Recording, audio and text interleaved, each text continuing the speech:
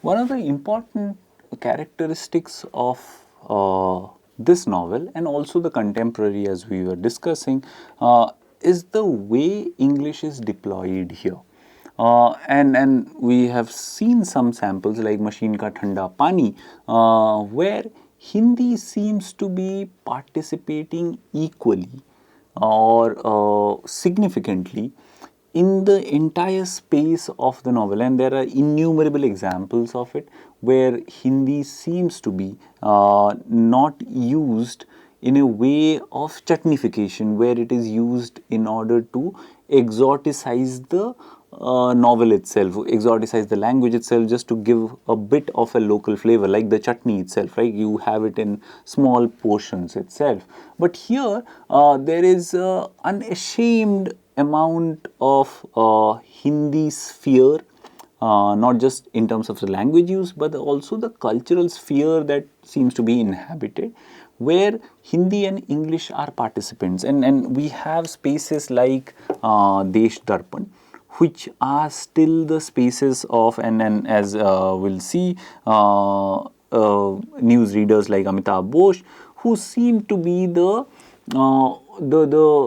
kind of last remnants of the adherents of Queen's English. So you can see the novel in a way taking up cudgels against Queen's English and positing it vis-a-vis Indian English itself. That like there is an unashamed adherence towards Indian English, where there are influences of other languages, and English lives alongside other languages in India rather than English's predominance over other language. And you'll see that characters like Amitabh Bose are actually mocked. Places like DD are actually mocked as the last citadels of preserving a colonial legacy. And the novel, the way it is written, seems to be talking about the triumph of Indian English in that sense. So you will see how the DD space works, and DD is presented as where you need to speak good English to get in, clean English to get in, and then it's the space where snobbery is at work. This is one of those instances. Only he leans in close and she can smell the mint on his breath, laced with cigarettes and hunger. That clown Sameep said, annihilated. Then he went on to say that the rescue operation were underway. So you can see the kind Amitabh Bose making fun of the way Indians pronounce English, and one had to keep a straight face while listening to him say that he has to know someone big in the ministry, that the only explanation for a Neanderthal like him reading prime time English bulletins. So, but the contacts or no contacts, if he keeps this up, he will be shunted down to Parliament News and highlighted indeed. So you can see the kind of colonial legacy, which means that if you have a certain kind of a local accent, you are a Neanderthal. You are far away in the developmental scheme of the world. In a sense, what Amitabh Bose is a reminder or a carrier of the British themselves, who thought that if you can't speak English, there must be a developmental retardation in that sense, that one has skipped the temporal progression, and one has stayed behind in that sense. So therefore, English as aspiration in 1990s, and we are talking about 1990s India, and you can see that the sense of aspiration is talked about, where one needed to listen to Desh Darpan channels like DD, where one would get to hear good English or to see how it is pronounced. It's not good enough to just know it, but also to pronounce it. And there are many commentaries on it, that the amount of aspiration that we have towards English and the mushrooming of spoken English classes, the way we put on a fake accent so as to mimic foreign accent. So all those are part of this kind of a mentality, this kind of a setup where Amitabh Bose kind of people who rule thinking that because they know how to speak in a certain way, they are better than everyone else, and they are not lie, and those who can't, they are primitive in that way. So you can see a certain attitude towards English, and here you can see the narrator clearly mocking Bose, narrator not being on side of Bose, and this is made clear as we read on. And Dabbu realizes that for Amitabh Bose, the bigger tragedy is not the death of 1,000 Manipuris, but the mauling of the English language. You can see two things. First thing is that the narrator is not on the side of Amitabh Bose and his snobbery, because we are told that, like, through Dabbu, that like the bigger tragedy is not that 1,000 people have died in Manipur, but that English language is being like hurt, or English language is being not used properly. No wonder Dylan was practically grinding his teeth at me that day, she thinks suddenly. Really, my dear, the trials of this job, one deserves a hardship allowance to compensate for sitting under the hopes and those hot lights listening to Sameep Chadha speak. Aboriginal, Europe, pedigree. These were the, and once there was a devastating avalanche and over 3,000 people perished. Luckily, one wasn't reading along with him that night. One would have died laughing. So you can see the kind of, and this is the old world we are told, and this is what is being mocked at. Probably the idea is also to sneak a commentary on those last citadels of snobbery which revolve around this knowledge of English or the speaking of English itself to impress people, that people like Amitabh Bose, or fiction which has only people like Amitabh Bose itself, that is probably not the kind of fiction that is being written anymore. And you can see that through Dabbu, and then through you can see juxtaposed with Amitabh is not Devjani, it's Dabbu. Through that kind of a vernacularization of English is what Indian English fiction will live on. Also, his tone grows conspiratorial. His natural voice is reedy treble. That baritone is entirely assumed. It slips sometimes like a loose pair of knickers and everything. And he goes on to discuss. And then Amitabh Bose gives a very patronizing advice, a word of advice to you, darling. Your smiles are getting to be a little now. What would be a good idea to use here? Gratuitous. Never show too much teeth. That's what he says. And you can see how that is that those are not the aspiration anymore for this kind of writing. And we get to know it because immediately a rush of the Hindi world comes in. The Nation, and the Nation does, when Devjani comes up on the screen, Mrs. Mamta is peeling a large lauki. Again, no explanation. We are told about a gourd in the drawing room when it happens. This monthly's viewers' feedback show up on Aap or Hum, which is again a Hindi series, is on. A popular announcer reads out letters from all over India to senior DD directors, and he answers them at length. First letter is from Pritam Rawal, Saharanpur, Uttar Pradesh. You'll see letters from different parts of India, which are not the metropolitan places. Bemoans the fact that late night Western music programs hot tracks is damaging Indian culture and bad influence on youth. The director replies by the Indian culture is extremely robust. The second letter from Shahid Imtiaz says that serial Ramayana is communalizing the country, which to his smoothly replies that Ramayana is not a religion but culture. And then she reads out the third letter, which again tells us of the aspiration of towards English in this time around the 1990s, which the novel from its own vantage point in 2010s seems to be critiquing and also finds chuckle-worthy. And then she reads out the third letter from one Satinder Singh, Bokaro Steel City, which says, "Congratulations on discovering the talented and beautiful newsreader Debjani Thakur. She's a breath of fresh air in the newsroom. Her English is too good. Her smile is like warm sunshine, and she is so modest, and I'm a divana of her, of the mole on her chin and the rose on in her hair. Please give her more opportunity to read.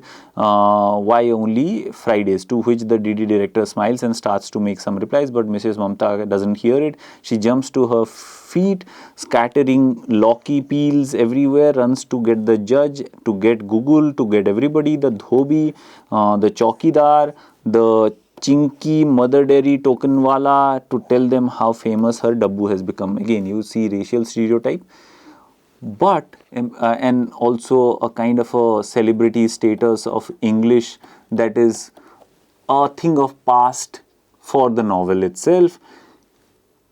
Along with that, though, you see so many Hindi words being splayed around, you like splashes of Hindi words and unashamed portrayal of it. So you see on the one hand, if we are talking about a time in 1990s where English has a certain celebrity value, the novel from its own vantage point, from its own narrative time in 2013, unashamedly juxtaposes the Hindi world alongside it. And that's one of the major contributions in vernacularizing English in the contemporary writings itself. And we get to see this again and again, where on the one hand you will see the time of the novel which kind of celebrates English as a celebrity, and that's how Debjani gets famous.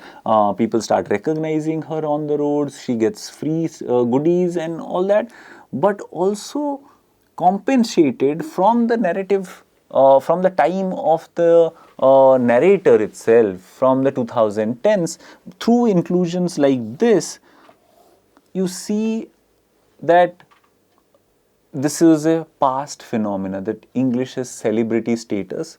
Now that status is no more that singular. You can have an English which is splashed around, which is made up, which is constitutive of many other languages, and here English predominantly. We see examples of this in other pages also. Debjani goes to Ishwari's school, and Ishwari says, I'm glad I got to show you off in school though. Ishwari says, and moving on to a more interesting topic, you are so famous, the English teachers go gaga over your diction and all the boys think you are hot. This is indeed the national opinion on Debjani. Her popularity has skyrocketed over the last few months. She is recognized wherever she goes. Her dentist on Pusa Road has stuck a picture of her wearing braces at 14 in his shop window, and a very famous star son has officially declared in Stardust that he is crushing on her. So you can see that English as a celebrity, how English enables this kind of a mobility here. We can see another example of that kind where again English's celebrity status is foregrounded. I could never stand that Philistine. He studied in a Kendriya Vidyalaya, an actual Kendriya Vidyalaya. Can you credit it? And that's the problem, that someone has studied in a Kendriya Vidyalaya, and constantly the comparison is with Stephens, the college which is also known and presented as the citadel of Queen's English, as people coming through some elitist backgrounds and like then knowing each other, and because of that kind of a English reading skills itself. At one point, Hiranandani, when he is doing an interview with Debjani, tells her that like, I thought you are from the college meaning Stephens, because she can speak flawless English. The diction again is very good, and therefore everyone thinks that it is important that it would be that she is from that place, and where to which she replies that, oh, I'm not from that college, I went to a college but not from that college. And that surprises Hiranandani, because he thinks that that kind of English cannot be spoken by others in that way, which is a commentary, uh, in a way can be read as a commentary on the social life of English, where English has not remained, and then through the character of Debjani, we come to know that like English has not remained a possession in the hands of the elite who go to certain kind of colleges, certain kind of privileged spaces. It's not in the hands of those few. And through a larger articulation that we get to see in the book itself, one gets to see that English is now vernacularized. Akshaya Saxena has a wonderful book on the theme, which is talking about, which builds upon on earlier scholarship in this field, which talks about how English has come to inhabit that space where it interacts with other languages. And you can see the examples of it in songs, in popular movie songs, or in popular dialogues, and in regular conversations itself, where English is part of the daily life of people. Probably people use it without realizing that they are part of the English universe in that sense. And English, on the other hand, English has also become part of the vernacular vocabulary.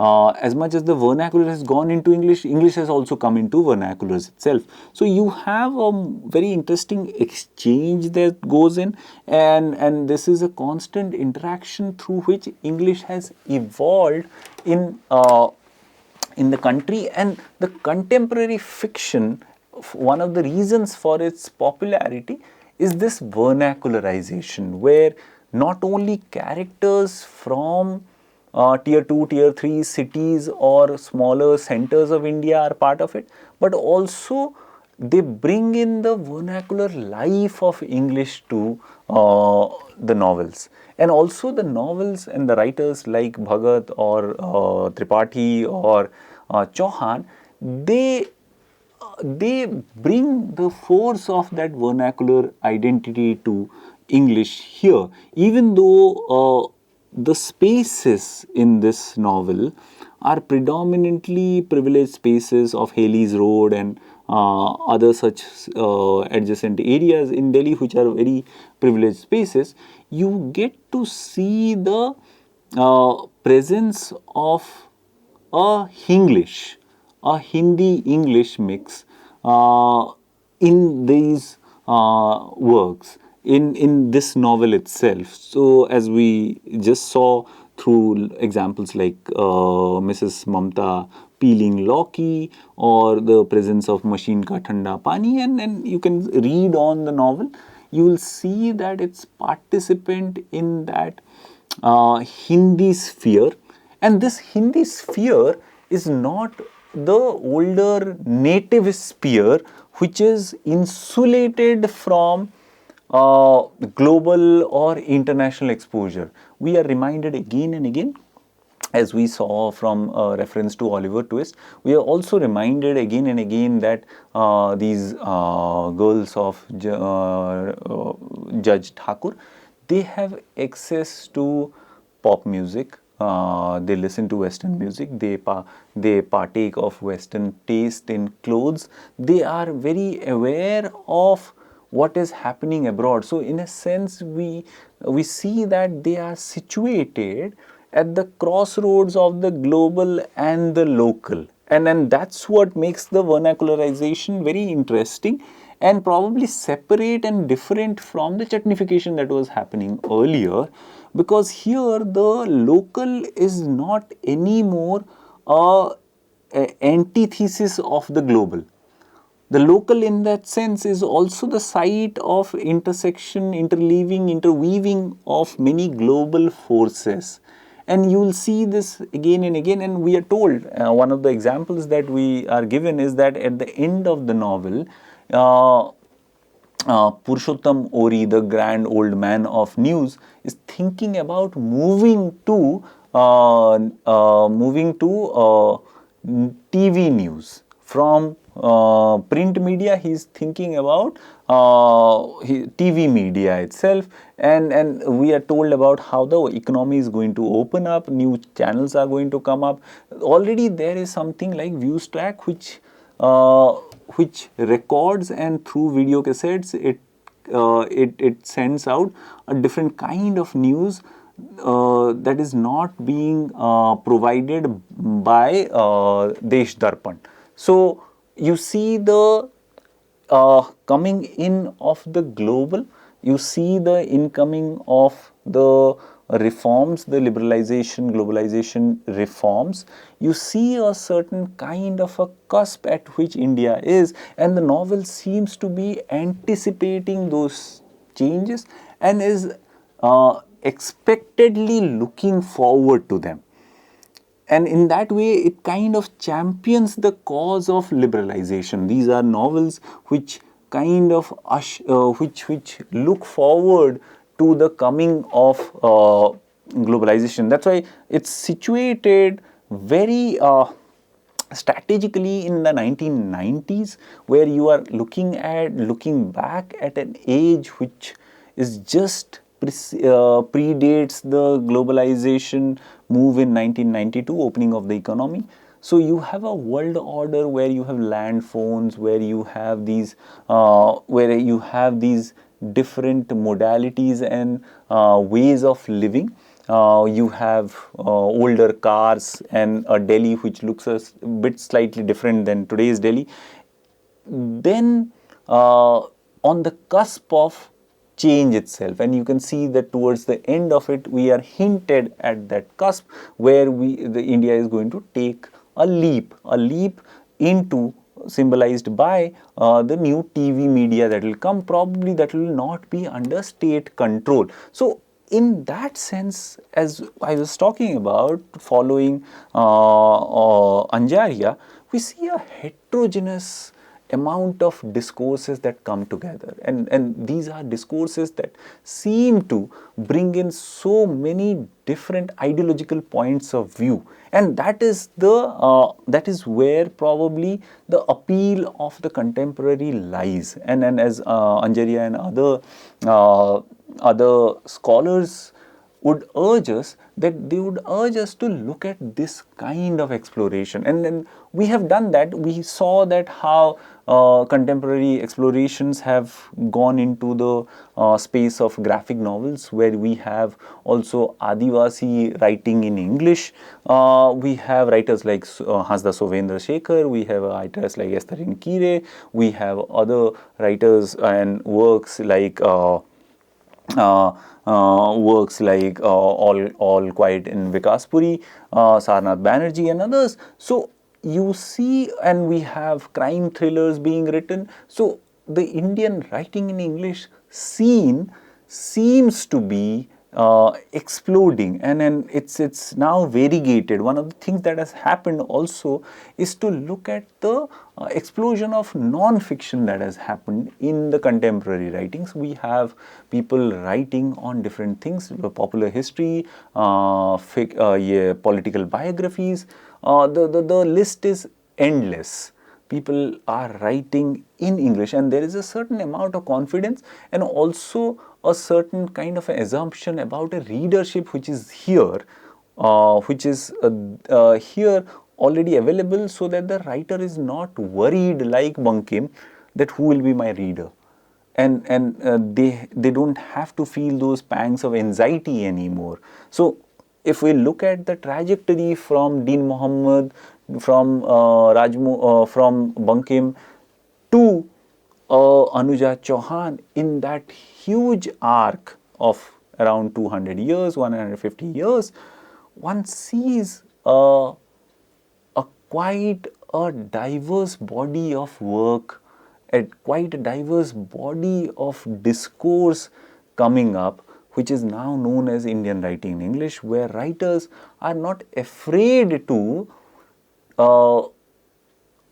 experiment, write on different themes. They don't have to be restricted to themes of nostalgia, loss, history, nation, etc. They can write on diverse topics. They can write for fun also. They can write children's books also. They can write crime thrillers, detective fiction, science fiction itself. So you see a very diverse body of work coming up, and that's why the contemporary is very exciting as a stage for Indian writing in English. And therefore, one can see this body of writing known loosely as Indian writing in English as an exciting area to be explored. I hope through the course we have tried to cover as many possibilities of, as many nodes of those discourses, and hope that people who have participated in this course will, through their own interest, will go on to explore more. Thank you.